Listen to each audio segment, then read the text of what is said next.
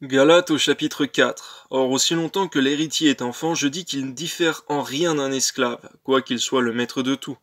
Mais il est sous des tuteurs et des administrateurs jusqu'au temps marqué par le Père. Nous aussi, de la même manière, lorsque nous étions enfants, nous étions sous l'esclavage des rudiments du monde. Mais lorsque les temps ont été accomplis, Dieu a envoyé son Fils, né d'une femme, né sous la loi, afin qu'il rachetât tous ceux qui étaient sous la loi, afin que nous reçussions l'adoption. Et parce que vous êtes fils, Dieu a envoyé dans vos cœurs l'esprit de son Fils, lequel crie « Abba, Père ».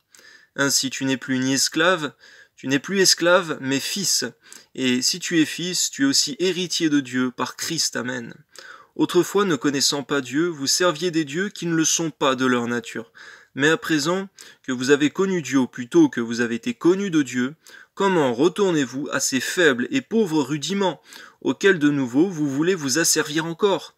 Vous observez les jours, les mois, les temps, les années. Je crains d'avoir inutilement travaillé pour vous. Soyez comme moi, car moi aussi je suis comme vous. Frères, je vous en supplie. Vous ne m'avez fait aucun tort. Vous savez que ce fut à cause d'une infirmité de la chair que je vous ai, pour la première fois, annoncé l'Évangile, et mis à l'épreuve par ma chair.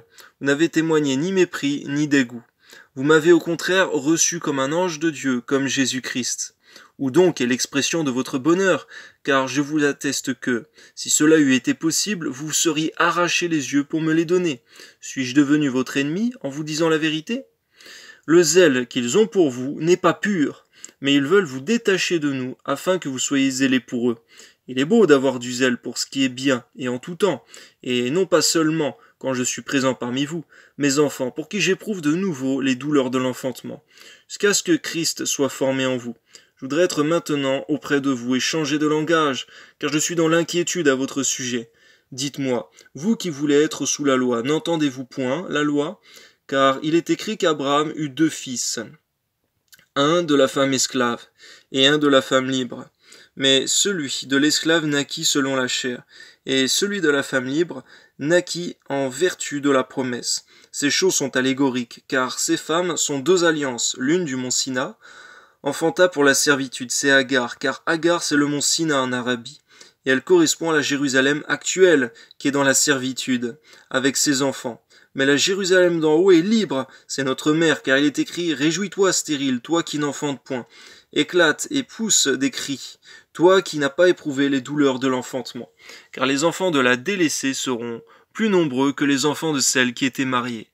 Pour vous, frères, comme Isaac, vous êtes enfants de la promesse, et de même qu'alors, celui qui était né selon la chair persécuté, celui qui était né selon l'esprit, ainsi en est-il encore maintenant. Mais que dit l'Écriture? Chasse l'esclave et son fils, car le fils de l'esclave n'héritera pas avec le fils de la femme libre. C'est pourquoi, frères, nous ne sommes pas enfants de l'esclave, mais de la femme libre. Amen.